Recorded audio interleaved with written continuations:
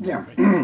On a découvert cette nichée de calotins, comme disent les Bleus, puis on les a bien sûr massacrés et on a mis le feu. La France n'a jamais exterminé un peuple. La France n'a pas inventé la solution finale. Très tôt, il décide de l'extermination. Mais vous savez, ce n'est pas une spécificité de la Révolution française. La France est un des rares pays au monde à n'avoir jamais cédé à la tentation totalitaire. C'est des cris épouvantables dans la campagne et il faudra attendre le soir pour que des gens viennent constater, n'est-ce pas? La France n'a pas commis de crime contre l'humanité. La France n'a pas commis de génocide. On a poussé jusqu'au bout l'expérience en Vendée parce qu'on a voulu en faire un laboratoire. Ils ont entassé des fagots de bois, de fournis à l'entrée de la caverne et ils ont tout fait brûler, hommes, femmes, enfants. Nous avons retrouvé l'intégralité du dossier. Bien. J'ai intérêt à bien me tenir après cette présentation extrêmement élogieuse. Donc je viens vous parler ce soir des colonnes infernales, en particulier, et ça touche à la question du génocide dans la mesure où dans mon premier ouvrage, j'expliquais que la période des colonnes infernales était indiscutablement un crime de génocide. On reparlera peut-être de mon parcours un peu plus tard. Peut-être qu'il faut rentrer tout de suite dans le vif du sujet et voir pourquoi c'en est un et ce que ça signifie de dire que c'en est un. Alors, je dirais les colonnes infernales, c'est une affaire criminelle. C'est une affaire criminelle et je le dis parce que je l'analyse à partir du droit pénal international. La problématique historique que ça pose et qui est encore débattue, c'est est-ce que c'est un général fou, sadique, qu'on a laissé la bride sur le cou et qui a fait n'importe quoi, qui a causé ce massacre? Alors on ne sait pas exactement combien de morts, mais enfin, ce serait plusieurs dizaines de milliers jusqu'à 50 000. Le chiffre de 40 000 étant peut-être le plus vraisemblable. Donc c'est une affaire criminelle et je ne pense pas que ce soit une affaire dans laquelle un général, en quelque sorte, aurait tout fait dans le dos du gouvernement. Mais je crois qu'au contraire, on peut démontrer, et justement à partir de la méthode du droit pénal international, qu'il a bien agi sur ordre du gouvernement révolutionnaire parisien, et donc d'une manière qui dépasse très largement son seul cadre militaire. C'est pour ça que je dirais que c'est une affaire criminelle politico-militaire. Ça n'est pas une affaire purement militaire. Si c'était une affaire purement militaire, ce serait un crime de guerre. Par exemple, Oradour-sur-Glane, n'est-ce pas, c'est un crime de guerre, c'est une troupe nazie qui massacre un village entier, mais il n'y a pas eu de massacre général de la population française dans le cadre d'une politique prédéfinie. Donc là, vous avez trois étapes, trois types de crimes. Le crime de guerre, violation des lois et coutumes de la guerre. Le crime contre l'humanité, ça peut être les mêmes actes, mais alors dans le cadre de ce qu'on appelle une attaque généralisée ou systématique contre une population civile. Et vous avez le crime de génocide, qui est la même chose que le crime contre l'humanité, mais avec en plus une intention particulière, c'est-à-dire qu'on massacre les gens, non pas pour ce qu'ils ont fait, mais pour ce qu'ils sont. Alors, par exemple, les massacres que les nazis ont entrepris, il y a eu des massacres de masse contre les Russes, les Ukrainiens et les Polonais, mais c'était essentiellement pour éclaircir la population de manière à permettre une colonisation allemande à l'Est, le fameux espace vital. Donc c'était pour leur voler leurs terres, essentiellement. Ça n'a pas été reconnu comme crime de génocide, mais ce sont des crimes contre l'humanité, à l'évidence. Alors, voyons, donc, d'abord une criminelle affaire. Je vais essayer de vous expliquer un peu quelques petites choses sur le droit pénal international, sans faire un cours de droit pénal, bien sûr. Alors d'abord, ce qu'il faut comprendre, c'est la différence entre la criminalité individuelle et la criminalité de masse. Parce que ça n'est pas la même criminologie et ça n'est pas le même droit. Criminalité individuelle, Dupont tue Durand. Pour savoir que Dupont a tué Durand, il suffira généralement de voir comment Durand a été tué. Un coup de couteau, un coup de pistolet, on va retrouver des empreintes digitales sur le couteau, on va faire des analyses balistiques à partir du pistolet, et on va remonter de Durand vers Dupont. Il y a, si je reprends cette image des mathématiques modernes que j'ai tellement détestée, une espèce de relation bijective entre Durand et Dupont. On remonte de la victime au meurtrier. Dans la criminalité de masse, ça n'est pas la même chose. Vous avez un collectif de bourreaux d'un côté, un collectif de victimes de l'autre, sans lien entre les bourreaux et les victimes individuellement. C'est-à-dire que, si je prends toujours le génocide, qui est en quelque sorte, non pas le maître étalon, mais qui est le plus connu, qui est la Shoah, vous avez un collectif de bourreaux qui va de Hitler jusqu'au dernier SS dans un camp de concentration, et même y compris d'ailleurs un certain nombre de détenus qui, vous savez, étaient forcés de participer à l'extermination pour sauver leur vie pendant peut-être quelques jours, quelques semaines, quelques mois. Hein. Donc vous avez vraiment, ça va de très très haut jusqu'à très très bas, en passant évidemment par tous les échelons intermédiaires, Himmler, chef de la Waffen-SS, bon, Heydrich, lui, a été tué plus tôt, mais vous avez toute une hiérarchie. Et d'un côté, un collectif de victimes qui sont bien tous ces juifs que l'on a raflés, mis dans des trains et envoyés dans les camps pour les faire exterminer. Si on avait essayé à Nuremberg, puisque je vous rappelle, le mot de génocide a été créé pendant la Seconde Guerre mondiale, donc par un juriste polonais d'origine juive, qui avait réussi à fuir aux États-Unis, toute sa famille a été massacrée, et c'est lui qui a créé le concept de génocide, qu'il aurait voulu voir intégré dans le statut du tribunal de Nuremberg, donc il devait juger les criminels nazis. Ça ne s'est pas fait pour des raisons que j'explique dans un de mes livres, et donc à l'époque on ne parle que de crimes contre l'humanité dans une variante particulière qui est l'extermination. Alors c'est une association qui est très ancienne, hein, qui date de 1932. Les statuts fondamentaux ont été proposés par un homme qui s'appelait le docteur Kubar, qui était à Cholet, mais qui a fini sa vie à Clisson. D'ailleurs, il y a une rue qui porte son nom, la rue du docteur Kubar.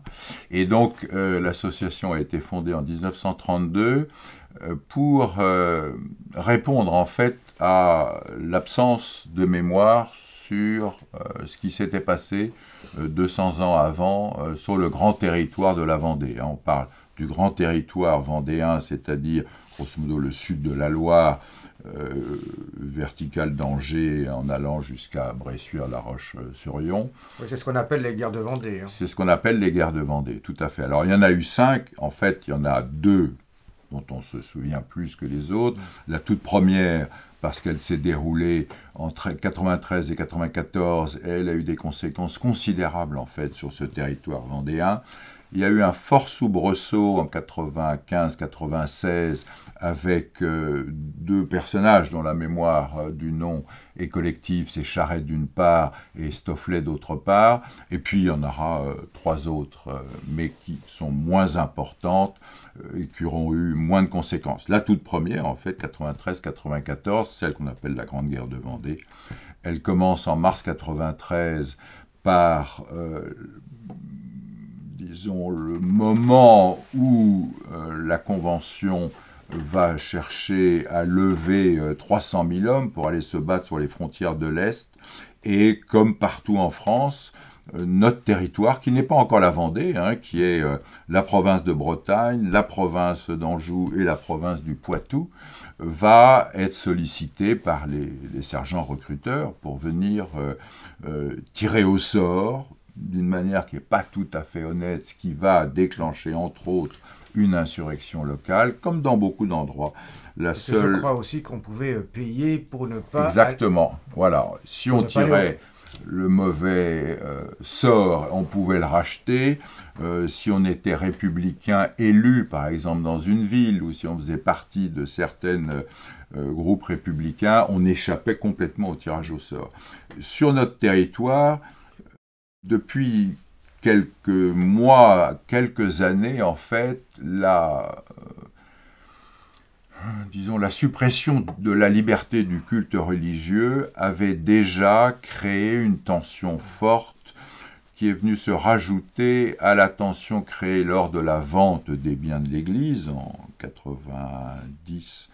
90-91, parce que les paysans pouvaient penser racheter leurs terres et en fait, ils n'ont pas pu racheter les terres pour différentes raisons. Et donc, sur notre territoire, il y a une insatisfaction latente et les jeunes refusent d'être enrôlés et de partir combattre loin, loin, loin de chez eux, dans l'est de la France. Et donc, ils refusent l'enrôlement. Et de fil en aiguille, en quelques jours, tout le territoire va se soulever. Ils vont se chercher des chefs.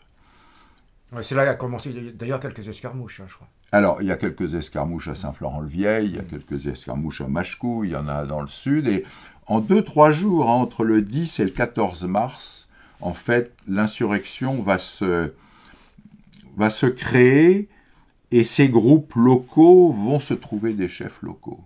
Alors, les chefs, beaucoup d'entre nous ont la mémoire de leurs noms, c'est Bonchamp, Lescure, Roiran, Charette, évidemment, qui est un nom que tout le monde connaît aujourd'hui. Et Charette, il ne voulait pas au départ voilà. devenir le chef. Et les uns comme les autres, qui sont d'anciens officiers, qui sont venus, en fait, après avoir donné leur démission de l'armée, qui sont revenus chez eux, vont dire aux insurgés, mais mes amis, vous ne savez pas vous battre, vous êtes des paysans, des artisans, vous allez vous faire massacrer. Les troupes qui sont face à vous sont celles qu'on commandait il y a encore 1 an ou 2. Alors, Charette est officier de marine, les autres étaient dans l'infanterie, etc.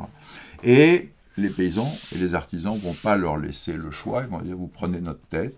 Et on va voir en 2 mois tout ce territoire, mais chaque fois très localement, tomber aux mains des insurgés. Les troupes républicaines sont effectivement dans un territoire qu'elles connaissent mal, il n'y a quasiment pas de carte, il y a peu de grandes routes royales qui traversent le pays, et on est dans un territoire que les Vendéens connaissent par cœur par les chemins creux, etc. Et donc la déroute des troupes républicaines va être assez impressionnante au début. Notamment à Torfou, ils ont eu une grosse perte. Oui, alors Torfou, on est à la fin. Oui. On est à la fin. Et si mais là, ils ont eu quand même une grosse perte. Tout à fait. Il y a eu une grande bataille là, qui a failli tourner dans le sens des Républicains. Hein. C'est Kléber à ce moment-là qui est là, avec ses Mayençais, qui est une troupe d'élite, hein, vraiment une troupe d'élite. C'est une des rares troupes d'élite qu'on ait eues sur la Vendée. On a eu plutôt des troupes de soudards qui sont venues en Vendée. La troupe d'élite, on les gardait pour la guerre aux frontières de l'Est. Et donc, on a eu des soudards. Des soudards, ils ont des comportements épouvantables. Ces comportements ont été acceptés, j'allais dire, par les commandants au début, puis ils ont été même recommandés par la Convention qui va prendre quelques arrêts majeurs sur la façon dont on doit traiter les Vendéens qu'on commence à considérer comme des hors-la-loi. Le vent va tourner. La force de la Vendée, ça a été au mois de mai-juin, de créer une armée unifiée pour toute la Vendée. Enfin, j'entends les insurgés. C'est ce qui fait notre différence avec la chouannerie, où c'est toujours resté assez épars. Chez nous, c'est une armée complète qui obéit à un généralissime. Et ce qui est fascinant, c'est que le premier généralissime, c'est Catilino. Catilino est un homme du peuple, un charisme extraordinaire. Donc les gens, il habite le pain en Mauges, et les gens viennent le chercher, mais quand il va s'agir 3 mois après d'élire un grand chef, vous avez tous les généraux locaux qui sont d'anciens aristocrates, enfin, sont des aristocrates, anciens officiers, et puis vous avez 2 hommes du peuple, Catilino et Stofflet. Eh bien, quand ces hommes, collectivement, vont chercher un chef, ils vont prendre Catilino, l'homme du peuple. C'est assez fascinant. Là, ça va être une traînée de poudre, c'est-à-dire qu'on va faire victoire après victoire, Saumur, Angers, Nantes, malheureusement, ne prennent pas Nantes. Et puis on arrive à l'été, et là, les choses deviennent plus difficiles, la répression devient de plus en plus dure, et ça va se terminer par une grande défaite à Cholet en octobre, mi-octobre 93. Fin de la première partie, début de la seconde, qu'on va appeler la virée de Galerne. Il faut imaginer 90 000 personnes massées à Saint-Florent-le-Vieil, elles fuient les troupes républicaines qui remontent de Cholet. Il y a des hommes, des femmes, des enfants, des vieillards de tout le territoire, parce qu'ils fuient devant les armées républicaines. Ils sont au bord de la Loire, on est le 17 octobre, il n'y a pas de pont, hein, les 2 ponts sont à Angers et à Nantes, bien, ils vont traverser la Loire. Alors, la Loire n'est pas très haute au mois d'octobre. Ils vont réussir à traverser la Loire et ils vont fuir vers le nord, cherchant l'aide éventuelle des émigrés en Angleterre. Ils vont aller jusqu'à Saint-Malo, ils vont aller jusqu'à Granville, ils ne vont pas réussir à prendre Granville, ils meurent au bord des routes, ce sont des hommes, des femmes, des vieillards qui marchent pieds nus. On est en hiver, on est dans un territoire qui n'est pas très ouvert à eux, donc on ne peut pas se nourrir, on se nourrit de pommes, etc. La dysenterie s'installe, le typhus, etc. Et puis, pour résumer, on va aller jusqu'au Mans après avoir échoué à prendre Granville. Le Mans, parce qu'on pense qu'on va pouvoir se reposer au Mans. Enfin bon, il y a eu des massacres au Mans très connus, on ne va pas en parler maintenant. Et puis, peu à peu, ce qui reste de cette troupe en fuite, civile mélangée à quelques militaires, enfin quelques soldats, va dire, nous c'est terminé, on rentre chez nous maintenant, quitte à mourir, on préfère mourir chez nous, ils vont redescendre vers la Loire, à Ancenis, et là ils vont être bloqués une fois de plus pour la Loire, mais les conditions ne sont pas les mêmes, ils ne peuvent pas traverser, et ceux qui survivaient vont aller jusqu'à Savenay au nord de Nantes, et là ils vont être définitivement massacrés par un des Westermann, qui est un des généraux républicains, qui en tirera, mais ça ne durera pas longtemps pour lui, une grande gloire personnelle, mais il sera tout de même guillotiné in fine par la Convention après. Mais bilan, sur les 90 000 personnes qui traversent la Loire, il y aura peut-être 5 000 survivants. Donc la Vendée est terminée. Non seulement ils ont massacré, enfin l'armée a perdu, mais on a massacré les hommes, les femmes, les enfants. Donc on pouvait s'attendre, et d'ailleurs Westermann le dit, il dit la Vendée n'existe plus, c'est terminé. Va s'ouvrir à ce moment-là le 3e chapitre de cette guerre de Vendée, qui est un chapitre difficilement compréhensible, qui s'appelle les colonnes infernales. C'est un dispositif militaire mis au point par un général qui s'appelle Turreau, et dès le début janvier, des colonnes qu'on va appeler infernales à cause de leurs actes, en fait, vont sillonner le territoire. Je ne rentre pas dans le détail, mais vont sillonner le territoire. Et en fait, l'idée, elle vient de ce que la Convention et le Comité de salut public en particulier, au-delà du fait qu'ils ne supportent plus ce territoire vendéen, qui refuse la liberté que la Révolution leur apporte, mais qui a oublié qu'elle avait supprimé la liberté du culte alors qu'elle est garantie par les droits de l'homme. Justement, là, je dirais Oui. un petit peu un paradoxe. La République, liberté, égalité, fraternité, et en fait, ils n'acceptent pas, ils ne respectent pas non plus l'idée des Vendéens. Oui, alors, vous avez tout à fait raison. En fait, le soulèvement des Vendéens, il n'est pas politique. Il est effectivement religieux. Ils n'ont rien contre la liberté, l'égalité et la fraternité. Bien au contraire, les premiers mois vont se passer très très bien. Là où ça va commencer à être moins compris par ceux qui deviendront les Vendéens, c'est quand la République demande aux prêtres de prêter serment à la République et non plus au pape et aux évêques. Et donc à Dieu, surtout. Et donc à Dieu. Et donc, alors que l'article 6 ou 7 de la Déclaration des droits de l'homme spécifie la liberté du culte et de croire, eh bien, on va proposer des prêtres fonctionnaires, en fait. Et ça, c'est quelque chose qui n'est pas accepté. D'abord parce qu'on chasse les autres prêtres. Pour l'instant, on les chasse, c'est-à-dire qu'ils vont se cacher dans les bois, dans les fermes. Mais demain, on va commencer à les poursuivre. Après-demain, on va les emmener sur les pontons à Rochefort pour les emmener ensuite en Guyane, etc. On a des tombes, des très nombreuses tombes de prêtres en Guyane, qui sont des prêtres qui ont quitté la France pour partir en fait à la mort. Et les autres sont montés à Nantes, ont été emmenés à Nantes où ils ont été noyés. Tout le monde a entendu parler des noyades de Carrier en 1994. Et donc, ce mouvement, il n'est pas contre la République en tant que telle, hein. Il est pour la liberté du culte. Et les républicains, enfin la Convention, dans le fond, ne comprend pas vraiment peut-être ça au début. il y a quelques généraux qui le comprendront plus tard, Kléber par exemple, qui comprendra que s'il redonne la liberté du culte au territoire, le territoire se soulèvera plus, parce que la fin des privilèges de l'aristocratie, ça pose aucun problème ici. On a une aristocratie en plus qui est très simple, très mélangée aux paysans, donc c'est pas du tout une aristocratie qui va à Versailles, hein, c'est une petite aristocratie locale, donc oui. Par contre, donc effectivement, les républicains ont fait en sorte que c'était anti-liberté et donc en fait anti-républicain, puisque la République est liberté. Voilà, c'était finalement s'opposer à la République, puisque la République avait déterminé que c'était elle la liberté. Oui. Et donc, ces combattants vont dans un premier temps demander la liberté de leur foi, hein, on parle de la grande armée catholique, et puis l'instabilité politique qui a été créée par la fin de la monarchie au milieu de l'année 92, et puis l'exécution du roi début 93, va faire que peu à peu, on va parler d'une armée catholique et royale, parce que, non pas tant qu'on aimait beaucoup ce qui se passait avant, mais c'était stable. Et beaucoup de personnes souhaitent une certaine stabilité pour pouvoir se projeter dans le futur.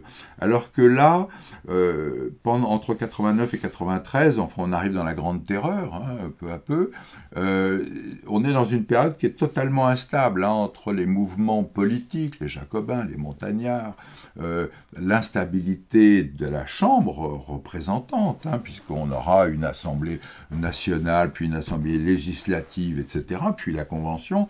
Tout ça, ce sont des éléments déstabilisants pour un... Bon.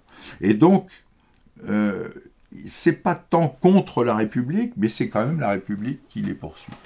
Et c'est la République qui va décider de les éliminer définitivement pendant cette période des colonnes infernales, qui n'est que le résultat d'une... je veux dire, au niveau de Paris, la compréhension des chefs, qui est de se dire, ces hommes sont mauvais, hein, sont des hors-la-loi, des brigands, on peut les tuer, on les déclare brigands et hors-la-loi. S'ils sont mauvais, c'est que leur terre est mauvaise. Hein, c'est un peu l'idée Rousseau, le mélange de l'homme et de la terre sur lequel il est élevé. Et on va donc décider, non seulement de tuer les hommes, les femmes, les enfants, l'espèce humaine, mais toutes les autres espèces sur ce territoire. Donc on va tuer tous les troupeaux, on va mettre le feu aux forêts, on va évidemment brûler les villages, les églises, les châteaux, pour peu qu'il en reste encore, et on va empoisonner les puits, et surtout, on va tuer. Et donc là, on arrive à un génocide, en fait. Alors, la question du génocide s'est posée, en fait, assez vite. Enfin, elle s'est posée. Pour nous, qui vivons 200 ans après, évidemment, le génocide... de la Shoah. Alors, le génocide, le mot génocide, il commence à être employé avant la guerre de 40, hein, par des chercheurs polonais russes, hein, des juristes. Si vous me permettez juste une petite parenthèse, en fait, en 32-33, ce chercheur, qui s'appelle Lindström, je me trompe peut-être un peu sur son nom, il est juriste, et il est effaré parce qu'il s'aperçoit que dans la juridiction internationale, entre autres, il n'y a rien qui permettent de qualifier ce qui s'est passé en Arménie. Il y a une nation, un gouvernement qui décide d'éliminer une partie de sa population. Et il n'y a rien qui permette d'en parler, de le qualifier juridiquement. Donc il va commencer à travailler sur ce sujet, puis il va partir aux États-Unis. Les Juifs, ils fuient évidemment la guerre. Et aux États-Unis, il va développer la notion peu à peu de génocide. Et cette notion, elle sera formalisée en 1947 par ce qui est l'ONU à ce moment-là, ou ce qui est devenu la Société des Nations, l'ONU à ce moment-là. Donc le génocide est caractérisé à ce moment-là. La constitution civile du clergé, un problème de conscience qui oblige les Vendéens à prendre la lutte, car il leur est impossible de servir la cause révolutionnaire. Autre raison, on va imposer aux hommes de 18 à 40 ans de servir dans l'armée républicaine destinée à combattre l'Autriche. Un tirage au sort est effectué. Pour se défendre, les paysans viennent chercher un certain Jacques Catlino, lui demandant d'être leur chef. Catlino habite cette petite maison du Pain aux Mauges. Les paysans sollicitent également Charette dans le pays de Ré, Delbé, Bonchamp, Sapineau de la Verrerie, Lescure et Stofflet. La grande armée catholique et royale se constitue parmi ses chefs un jeune homme remarquable, et par la bravoure qu'il manifestera dans les combats, et par l'âge qui est le sien, car il n'est âgé que de 20 ans. Son nom, Henri de la Roche-Jacquelin. Back to the future.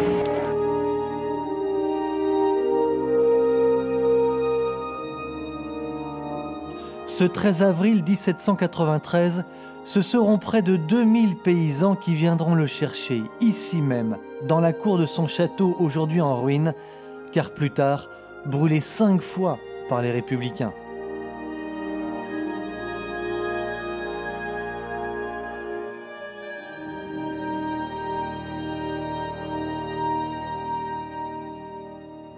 Voilà, et c'est donc ici à gauche. Nous sommes au cœur de la Vendée en compagnie de Jean-Camille Emerillo. Il est restaurateur de profession. Il a écrit un ouvrage passionnant racontant l'histoire de ses ancêtres. Il nous emmène à proximité du village de Chantoceau, un village où 27 personnes ont été massacrées par les Bleus, par les soldats républicains. Nous sommes le 17 mai 1794. Déjà, les colons finlandais ont déjà ratissé Chantoceau et toute la région déjà au mois de mars. Mais voilà que tout d'un coup, on entend à nouveau des coups de feu. Les gens s'affolent, les Bleus reviennent, et c'est vrai, les Bleus revenaient. Alors les gens ont pris peur, il y a 27 personnes environ du bourg de Chantoceau qui sont partis se réfugier ici dans une ancienne caverne qu'il y avait dans le vallon là. Les Bleus, en arrivant ici, ils ont entassé des fagots de bois, de fournis à l'entrée de la caverne, et ils ont tout fait brûler, hommes, femmes, enfants. Nous nous rendons chez Jean-Camille à quelques kilomètres d'ici. Jean-Camille veut nous montrer un document d'époque, le registre d'un prêtre du village de Drain qu'il a sauvé de la destruction il y a quelque temps. Dans ce registre, le prêtre y a consigné les meurtres qui ont eu lieu sur la commune. Gens massacrés les 16 et 17 mars en 1794 par l'armée révolutionnaire, et là ça a été rayé, ça a été raturé, dont la mission était de mettre tout à feu et à sang dans la Vendée. Et alors là, j'ai retrouvé la liste de tous les massacrés de Drain, et dont ceux qu'on a massacrés dans la forêt du parc, où il y a les noms de mes ancêtres, évidemment. Mais ce n'est pas la seule. Toutes les familles de Drain ont été en grande partie massacrées.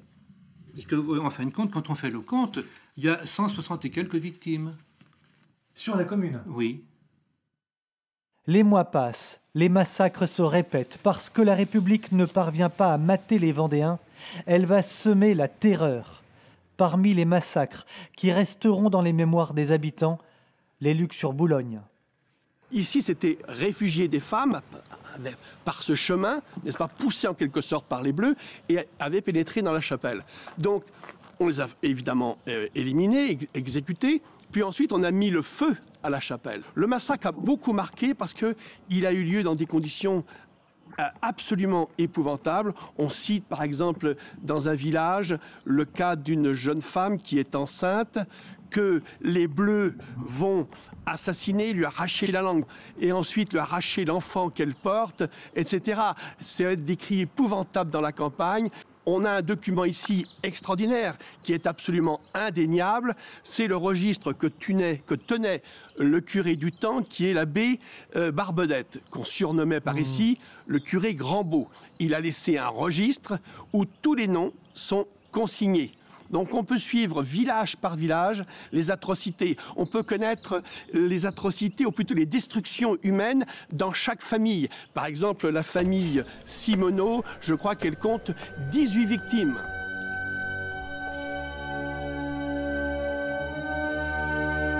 Et voici, dans la chapelle construite sur les ruines de l'ancienne église, le nom des 564 victimes des Luc-sur-Boulogne. Parmi elles, 110 enfants de moins de 7 ans, 33 enfants de moins de 2 ans et des bébés tout juste nés. Il y aura le massacre des Luc-sur-Boulogne, il y aura aussi, à 105 km d'ici, le massacre de la forêt de Vezin. Un camp de réfugiés, des paysans et leurs familles, mais aussi un hôpital de campagne. C'était le quartier général de Stofflet. À la suite d'une trahison, les républicains vont assassiner près de 2000 personnes. Puis le feu sera mis à la forêt.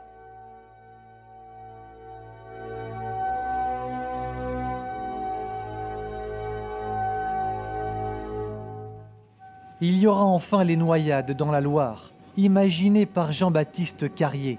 Noyades où le sadisme sera poussé à l'extrême.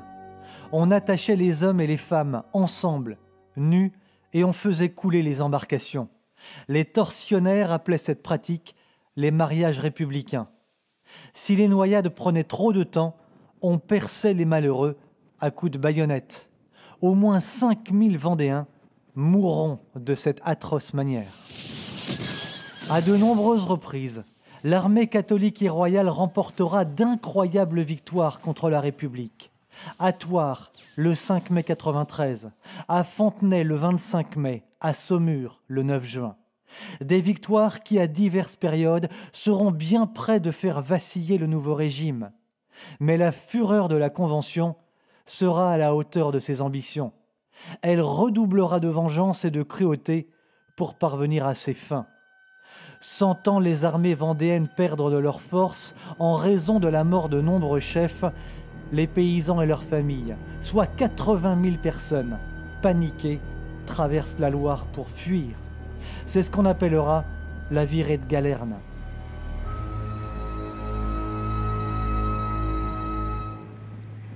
Lorsque le 23 décembre 1793, 3 mois plus tard, ils reviennent sur leur terre, l'armée catholique et royale, les Vendéens, sont anéantis. Des 80 000 personnes, il n'en reste qu'environ 30 000. Beaucoup sont morts de froid, de faim, d'épuisement. La République exprimera alors toute sa vengeance.